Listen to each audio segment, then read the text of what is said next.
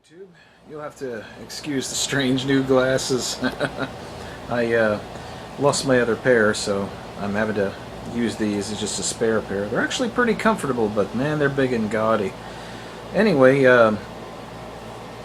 part two of that. Just a word on efficiency. Something that you should think about before you ever put your first dime down on solar. And then I'll do a little show and tell. Some of the things I have. The first thing you need to do is improve your house's efficiency as best as humanly possible before you start investing 1 cent into solar. Get rid of all those incandescent lights you have in your house, because basically every one of those is a very small heating element. And if you try to run them all on solar, you're going to have less than spectacular results. In fact, you're going to have craptacular results. The first thing I would say to anyone is replace those if you can. The holy grail of lighting right now is LED. There actually are getting to be some affordable LED light bulbs out there. Sylvania makes one, and there's also other companies that make them. You can get them at Lowe's that replace a standard light bulb.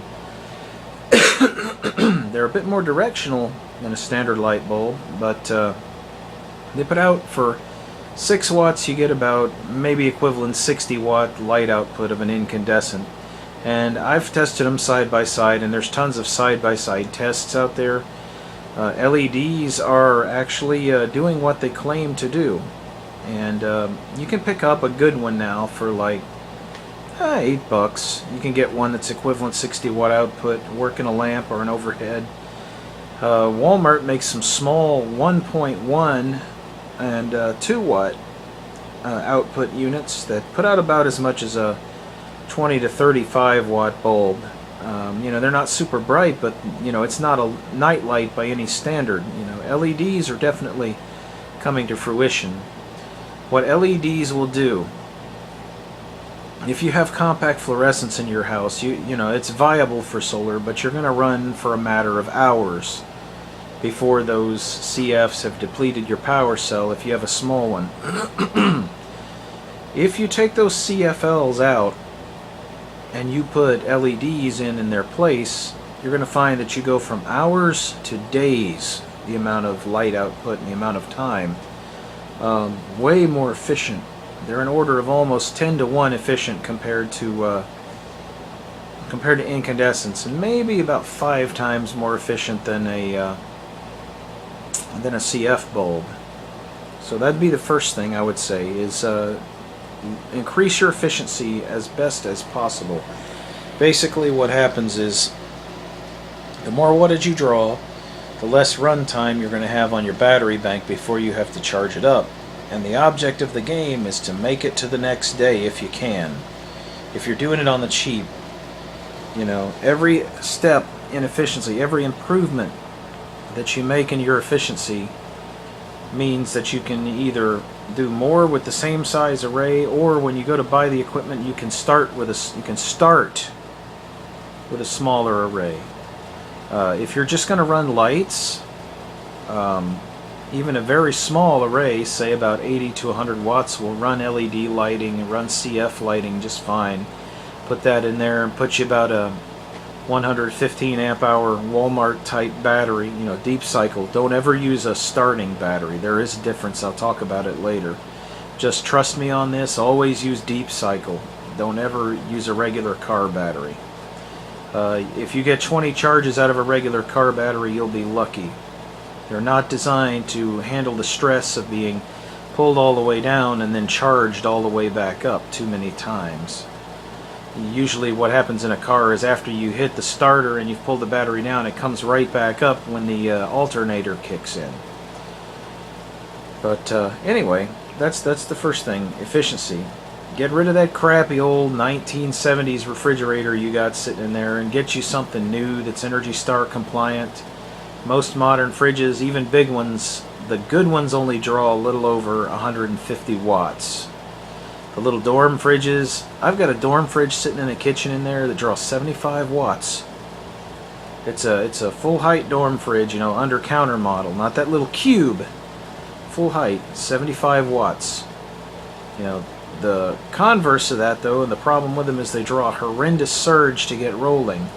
So you'll have to size your inverter appropriately to handle the surge. Another thing that we'll be talking about later. But anyway, that's the first thing I'd say. Make sure everything you get is super efficient. The best, most efficient. Always be searching for something that utilizes less energy than what you're using now, that can do it better, you know, and your solar power system will love you for that. I guess that's it. Anyway, here is a few things that I got in the beginning that I'm still using today, some that I'm not, and I'll talk about them as we go through it. So here's the show and tell. So anyway, this is one of the things I started with. That blue panel there closest to us was the first panel I bought. If you're going to get into solar, if you have the money, buy polycrystalline or monocrystalline. If you need power output in a very relatively small space, that's the way to go. These two panels are actually supplying most of the secondary needs right now. It's only 160 watts, but you can do a lot with that. You consider a 10 amp battery charger only does about 120 watts. It'll charge at about the same rate when the sun is good. And when you're running lighting only, which is what I'm doing right now, it's more than enough to do the job with LED. But yeah, just some show and tell. This is the other type of panel that you can get. These are relatively cheap. This is amorphous silicon. This is the first set of panels I ever bought to do anything really serious with. These are 15 watts a piece. Each one generates 1 amp of power at 15 volts. And so you've roughly got 3 amps of charging. This came as a kit, but it was the cheapest way to get my foot in the door, and I had to do something at the time. The electric company was about to shut my lights off, and I had to at least have lights, and this was the fastest way to get into it. So went down to Fry's, and I bought it as a kit. And this came with a cigarette lighter connection, came with a charge controller, and came with an inverter, which was nice. And I got this, I got all of that for under $300. Probably in the neighborhood of, I think it was 250 something total, you know, at the end of it. But that was how I got started running lights on my house. This was the expansion to that equipment that I deployed. Also amorphous. These panels were made by Sunforce.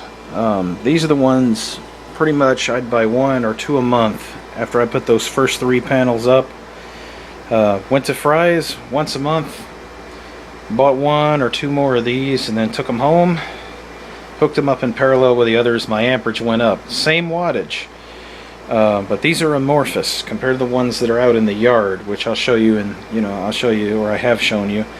But anyway, I'm doing these videos in parts, so the order may not be necessarily what I'm saying in the video. These give you low power output, but they have vast numbers. They're cheap and you can get them in number, which also, if you get in the middle of a hailstorm or something, you break 1 or 2 of these, you don't lose the majority of your power production. Whereas with the high power units, yeah, they do a great job and they're rated for slightly larger hail, but they can be broken, and when they're broken, you suffer. So just something to think about when you're buying solar panels.